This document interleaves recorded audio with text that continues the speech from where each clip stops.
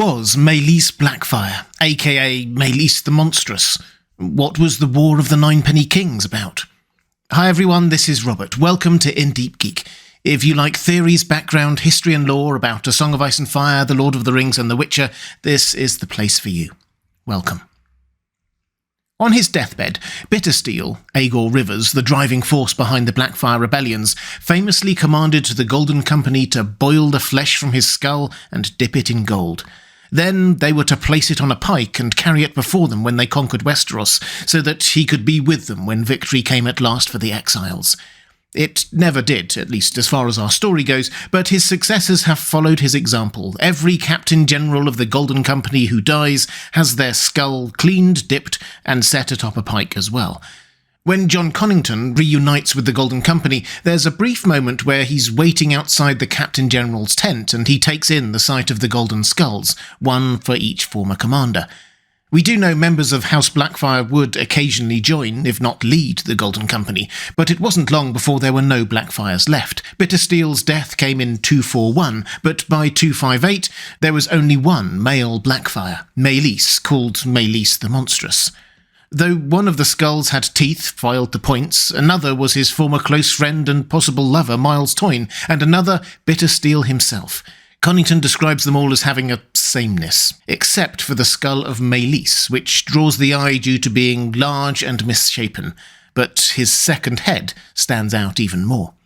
As crazy as it sounds, Maelys apparently had a twin in the womb, whom he merged with in some magical or non-magical way, resulting in a second head jutting out from his neck. Twins conjoined in the womb can happen in real life, and very often one dies and is absorbed into the living, and this is usually entirely undetectable afterwards, but sometimes there are some vestigial signs. Thus, George R. R. Martin has taken something little known but real and added fantasy to it, something he loves to do. On Earth, people aren't born with super strength because of a deceased conjoined twin, but Maelys apparently was. He may be the only person we know of who might be a match in strength for Sir Gregor Clegane, the Mountain.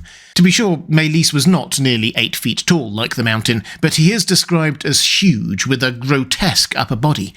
Of course, in Westeros and Essos, it falls squarely into the realms of curses and such. The common belief is that Maelys killed his twin in the womb, making him the youngest kinslayer in history. This seems unfair, but Maelys himself may have encouraged that belief. He clearly used fear as a tool. The second head and his other physical features are only part of why he's called the Monstrous. His cruel and brutal nature are just as big a factor. It's said he could uproot trees with his bare hands, and once killed a destrier with a single punch. The latter incident occurred when he challenged his cousin, another Daemon Blackfire, for leadership of the Golden Company, probably around the year 256 or 257. It sounds like Maelys was unhorsed and then slew Daemon's horse to level the playing field. We have no other examples of a trial by battle for the Captain General's position, so there may have been some unusual circumstances there. We're not sure if Daemon was already the leader, or if the position was empty and they both made a bid for it. Nor do we have the precise ancestry of Maelys, or this particular Daemon, and there are too many possibilities to detail here. The simple version is that the original Daemon Blackfire had 7 sons. The eldest 3 did not have children, the final 3 could have. The 4th, Hagon, definitely did.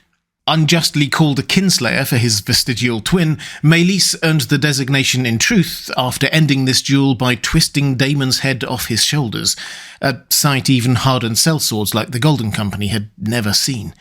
This Daemon's head might be one of those golden skulls, the one right before Maelys's, which, by everyone's accounts, puts Maelys as the rightful heir of House Blackfire, and in their minds, the rightful heir, quite a few generations removed, of the Iron Throne itself. In the year 258, about 25 years before Robert's Rebellion, Maelys formed a pact with 8 others, dubbing themselves the Band of 9. They met at a place called the Tree of Crowns in the Disputed Lands and pledged to support each other's claims. The deal seems to have been based on the idea that they each wanted or claimed a throne or title. The deal was that each of the other 8 would support the others in getting theirs one at a time. When word reached the Red Keep, Prince Duncan the Small quipped, "Crowns were being sold 9 a penny," and thereafter in Westeros the Band of 9 were known as the Ninepenny Kings. The other members of this band were the Old Mother, a pirate queen, Samaro San of Lys, aka the Last Valyrian, a predecessor of Salador San, Zobar Kokwa, aka the Ebon Prince, a sellsword captain from the Summer Isles who founded his own company, Lyamond Lachère, aka the Lord of Battles, also a sellsword captain, Spotted Tom, the Butcher of Westeros, another sellsword captain, possibly of the Maiden's Men, Sir Derek Fossaway, aka the Bad Apple, a knight with an evil reputation, Nine Eyes, captain of the Jolly Fellows, Alequo Adaris, the Silver Tongue, later the Tyrant of Tyrosh, and Maelys himself, who dubbed himself Maelys I, King of Westeros. Apart from Alequo's desire to rule Tyrosh, it's unclear what specific goals the other members of the Band of Nine had. We can probably guess some of them based on their names. The Last Valyrian and the Ebon Prince from the Summer Isles are particularly clear, but the Gang of Nine started with the disputed lands and Tyrosh for Alequo, which they won and used as the base of their operations for the next few years. Maelys's goals are pretty clear, but as a twist, like so many of his Targaryen cousins, he wanted to bring the dragons back, and may have had dragon dreams akin to theirs. In a draft version of A Feast for Crows, Maelys is given some ancient scrolls by one of the band, scrolls which take him down a path similar to the one Stannis almost went down with Edric Storm. In other words, killing a relative for Kingsblood to push forward his agenda. This may have been intended as a setup for poor Shireen's eventual burning. It's also not clear that George R. R. Martin has abandoned these ideas for Maelys. The information we have is second-hand at best. It may be that he intends to reveal some of this later. Nevertheless, Maelys's plans did not hinge on his interpretation of the prophecy, or in a successful ritual. The band went ahead with the invasion anyway.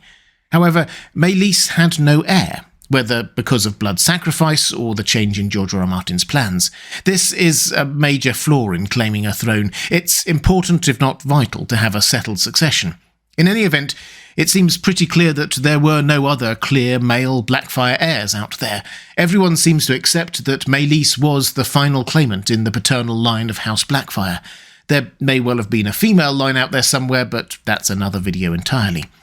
Maelys probably planned on choosing a bride from a great house to shore up his rule after he invaded, possibly multiple brides. We don't know huge amounts about him, but he definitely gives off Maegor the Cruel vibes, which means that there would be doubts as to his ability to even father a child given his grotesque physique.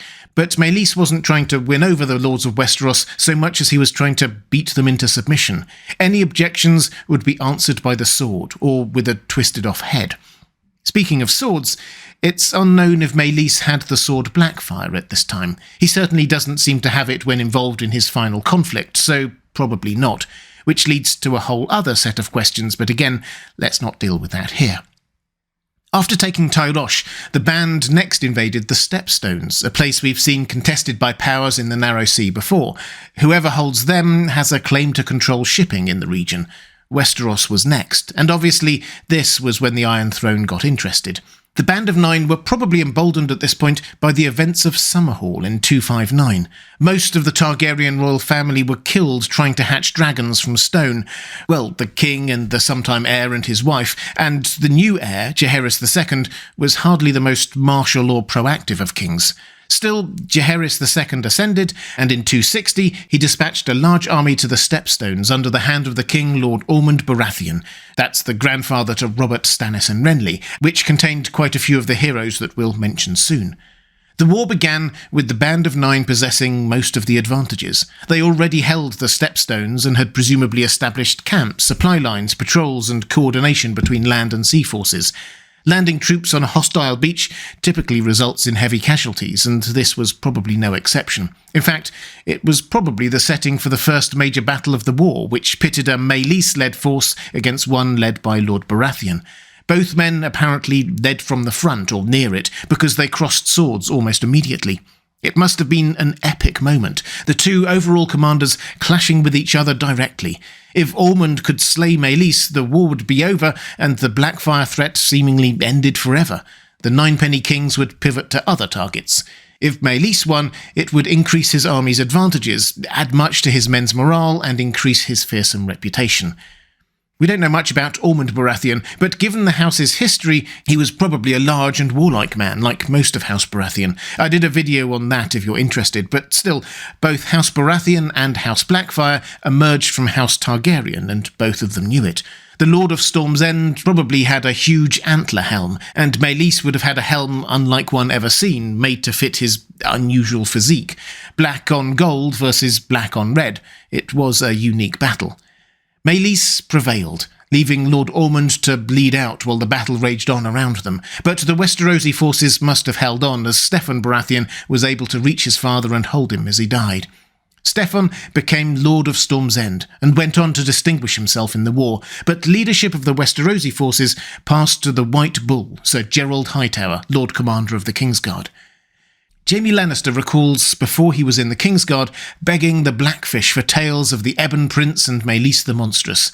We don't know if Sir Brynden obliged, but if he did, they were probably grisly tales, because this wasn't a glorious war. Septon Merrybold gives a heartbreakingly memorable speech in A Feast for Crows about war, this war, and how so many are fooled into believing it is an adventure, only to discover that it's closer to a nightmare you can't forget, but only if you survive. Septon Merrybold spoke from experience as a veteran of the War of the Ninepenny Kings. Other veterans included Hoster Tully, the Blackfish, the brothers Tywin, Kevin and Tygett Lannister, their uncle Jason Lannister, Prince Aerys Targaryen, the Red Lion Roger Rayne, Littlefinger's father, Lord Baelish, Lord Rickard Stark and Lord Jon Arryn. The seeds of the rebellion to come were sown here. For example, the war created, among others, the relationships that led to Peter Baelish's fostering at Riverrun and Robert and Ned's in the Vale. Sir Jason Lannister was killed on an isle called Bloodstone, so the Red Lion took the command of the Westerlands forces. Only a few years later, he would be at war with many of the men he led. He was the Lord of Castamere for the events immortalised in the song The Rains of Castamere. Meanwhile, Maelys was winning the war, and it looked like only a matter of time before the Band of Nine moved on to Westeros itself. Then Sir Barristan the Bold happened. Maelys led the Golden Company into a battle against a large force of Westerosi. 23-year-old Sir Barristan the Bold, heir to Harvest Hall, was among those soldiers. He was like many, if not most, other knights of the Stormlands in that he yearned to avenge his liege lord Ormond Baratheon. He was unlike other knights of the Stormlands, or anywhere else, in that he was actually capable of doing it. The two armies came together, and Sir Barristan found himself facing off against men of the Golden Company, some of them exile knights, and some of them no doubt from the Stormlands, like him. None of them could stand before a young Sir Barristan. With precise and powerful strikes he cut his way forward, towards the red and black banners of Maelys himself. Barristan the Bold intended to live up to his name. He'd slay Maelys or die trying. Maelys had probably faced plenty of glory seekers, monster slayers, and killed many if not all of them, but Barristan the Bold slew Maelys in single combat. After months of struggle and suffering on the stepstones, it was over just like that. Never doubt Sir Barristan's ability in combat. As word spread, there must have been a lot of disbelief on one side and relief on the other. Thousands of men went back home to Westeros, eternally thankful to Sir Barristan Selmy. He was an overnight hero. With the death of Maelys, the Band of Nine effectively became the Band of Eight, none of whom had any further claim or interest in Westeros, it would appear. Besides that, within 6 months they had lost the Stepstones and the Disputed Lands, which was most of their gains. Alequo the Silver-Tongue, the tyrant of Tyrosh, held on for another 6 years before his own queen poisoned him. Though we don't know the fates of the others, and can't assume they all died, none of them seem to have been around by the time of A Song of Ice and Fire 40 years later. Nor is there any sign of their descendants other than Salador Saan. So that should have been the end of the Blackfire Pretenders. Indeed, although we may think of this as the Fifth Blackfire Rebellion, history remembers it with a different name, the War of the Ninepenny Kings.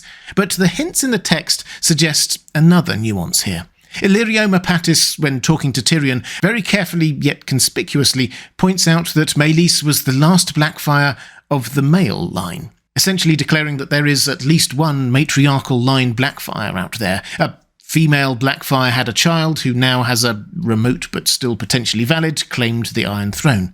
This could be none other than young Griff. I've covered that in detail elsewhere, of course.